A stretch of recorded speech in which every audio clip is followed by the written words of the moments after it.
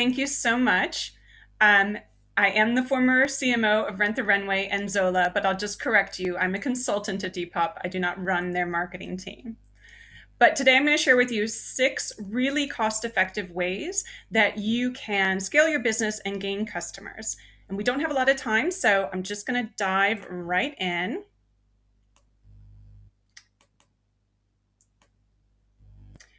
So the first one might seem obvious, but you would be surprised how many companies never even consider this. It's understandable that you want to launch with a bang, but it doesn't matter how many focus groups you've done. Until your product is in the real world, you're just not going to really understand how the market reacts to it. And you won't know how to spend those dollars.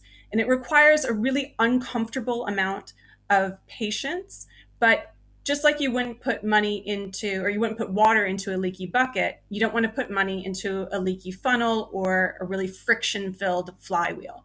So you might get a lot of traffic and then discover that the product page is a mess or your customer service isn't up to par. Wait till those issues are fixed and ironed out and then start marketing. Now, when I say don't market, what I really mean is don't spend money on advertising. There still are a lot of fundamental pieces of marketing that you absolutely should be tackling before you launch. The first is SEO. Whenever possible, build the original product with SEO in mind because it's such a pain to go back later and redo it as a separate project. Pre-launch sign up, make sure you're collecting names, build an email list, and if you make sense for your business, you might want to consider some kind of virtual queue or waiting list, kind of like Clubhouse. CRM, you want to be able to talk to those customers that you get on day one, so definitely get ready to go with CRM. Build up your social media presence and engage with all the influencers that you're going to want later on.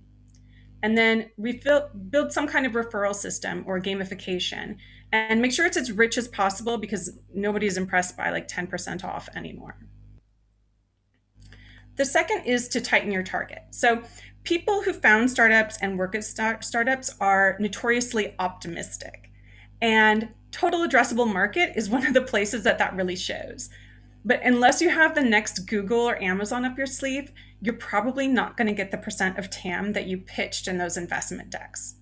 So whoever you think your target audience is, you should tighten that and then tighten it again. And only when you've saturated that market should you slowly expand. So let me give you an example. One of the companies that I most enjoy advising is a maternal health app startup called Sochi. It's a little bit like Baby Center, but it's much more evidence-based. And in case you didn't know, the US has like the worst birth outcomes of any developed nation. It's quite shocking. And Sochi offers app-based birth classes that really include in-depth information that dive into that. So you might think, well, wouldn't all expectant parents want to know that information? But it turns out that actually a lot of them just want to know like what to put on their push playlist and how to look good in the hospital. And they're not particularly interested in like how not to be induced.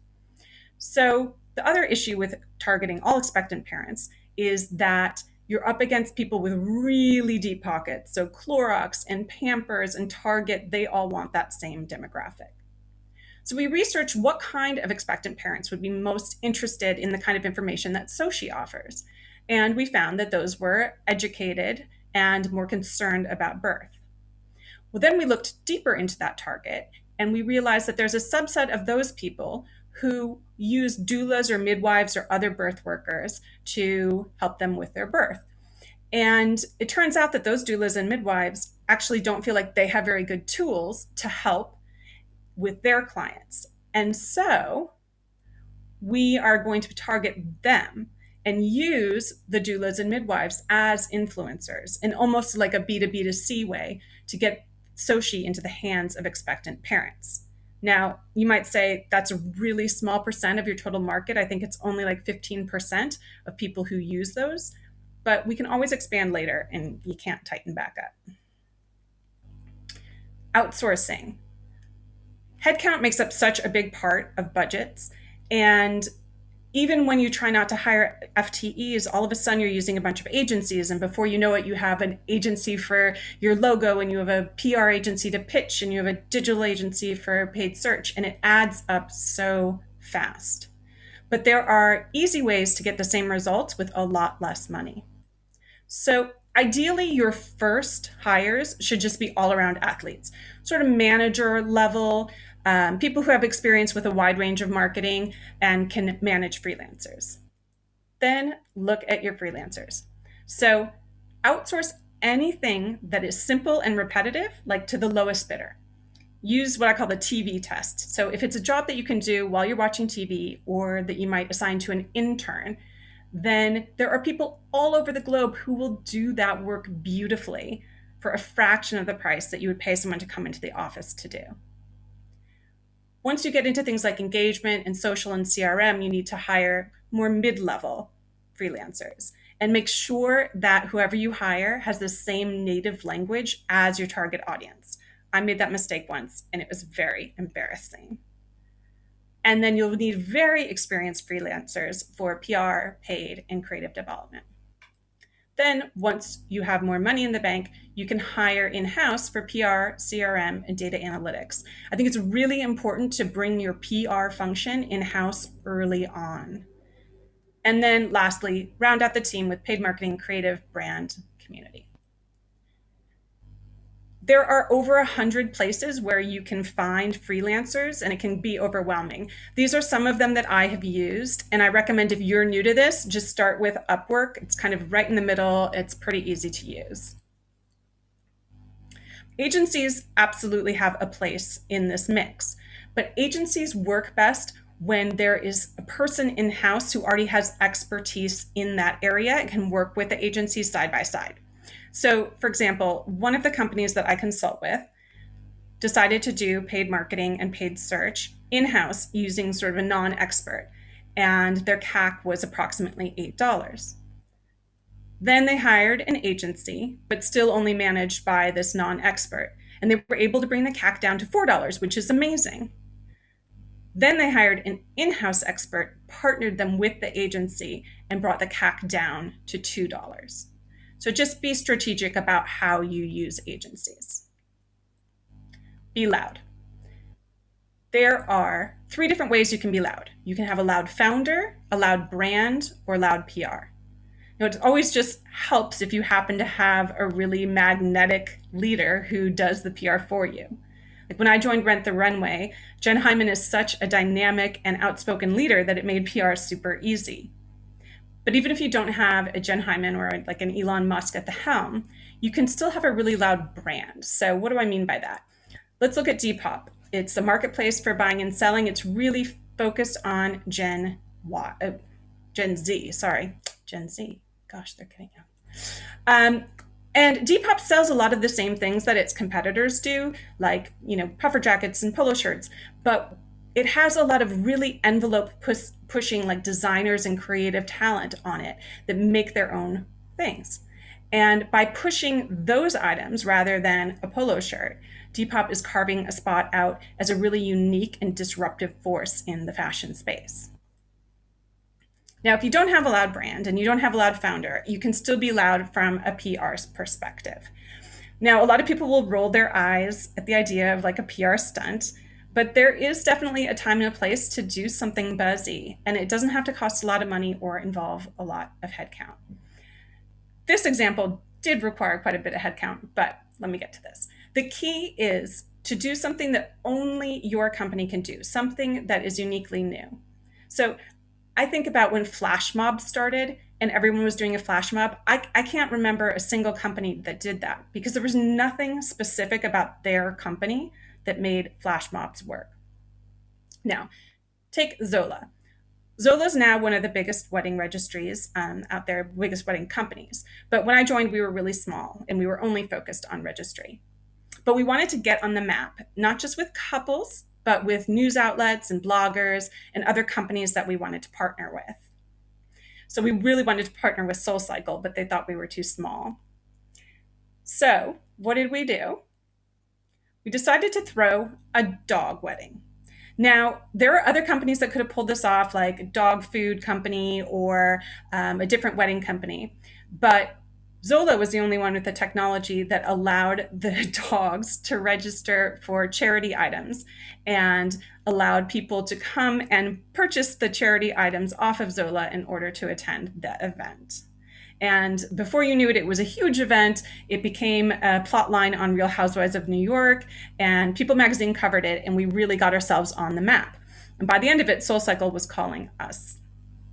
So, but if throwing a dog wedding sounds like too much work, there's other ways that you can do it for much cheaper and easier. So let's take Rent the Runway. We were at a point where we wanted to do a holiday campaign, but we didn't want to spend very much money. So we came up with the idea to rent ugly Christmas sweaters. We spent a couple $100s and a few hours on Etsy and eBay and found like the most atrocious sweaters we could possibly find, and then we rented them. And we took those couple $100 and we turned them into hundreds of thousands of dollars in PR value. So don't be afraid to try some kinds of stunts. Like the worst thing that can happen is nothing.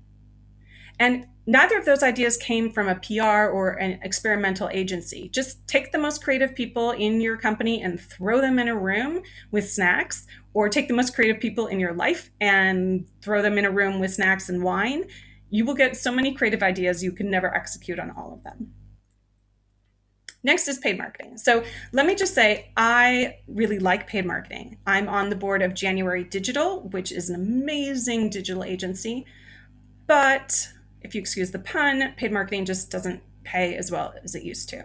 So for the sake of this conversation, I'm talking primarily about paid search and paid social. We know that Facebook and all the other media companies have been getting more and more expensive. And as ad costs rise and rise, the benefit gets smaller. It is still possible to get a positive ROI, but it's a lot harder than it used to be. But still, there are other reasons to use paid media as well. So this is the decision tree that I use when I decide whether or not to use paid marketing. So first, places like Facebook are actually great places to research and test your product market fit. Then once you have that, test messaging, creative, and targeting. Don't worry so much about ROI, but you can really learn a lot and you might be surprised by what you find there.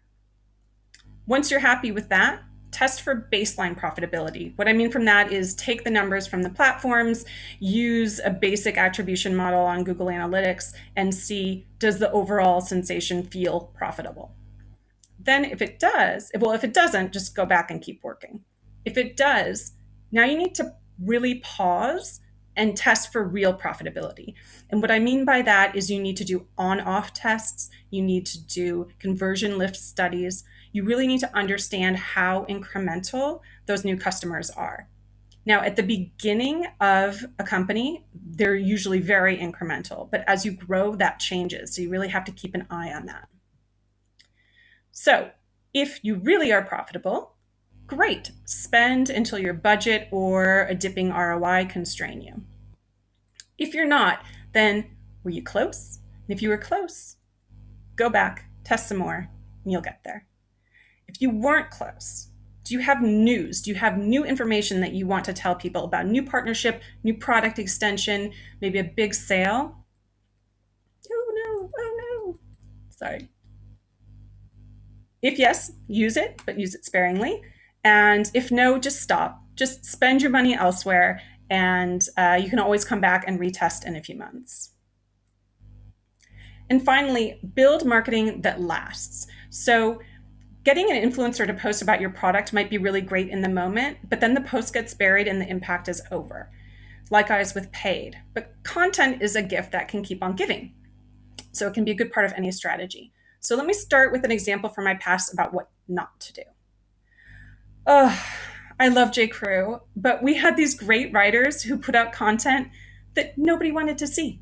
We were just talking to ourselves, and we had no real distribution strategy. So all of it just lived in this like sad, unloved blog. Now, contrast that with Headspace, which I have no affiliation with. And they took a topic that had always been treated really seriously and solemnly, and they reimagined it with uplifting, fun characters and simple language and made it much more accessible. And if you see their video here, almost 175 million views, because they're short and snappy and get the point across in a way that people really relate to. So find a way to make your content unique and use it. So in summary, try to hold off on marketing until you're really sure that your product is ready and that you know who your target market is. Tighten up that target, outsource as much as you can, be super loud, really think thoughtful and strategic about how you use paid marketing, and build great content to last. And if you're able to do all of that, I am sure that you will hit all of your growth targets and you'll still have money left in your budget and you can throw a party. So thank you so much for stopping by, and you can reach me on Twitter or LinkedIn with any questions. So enjoy the rest of the conference and have a great day.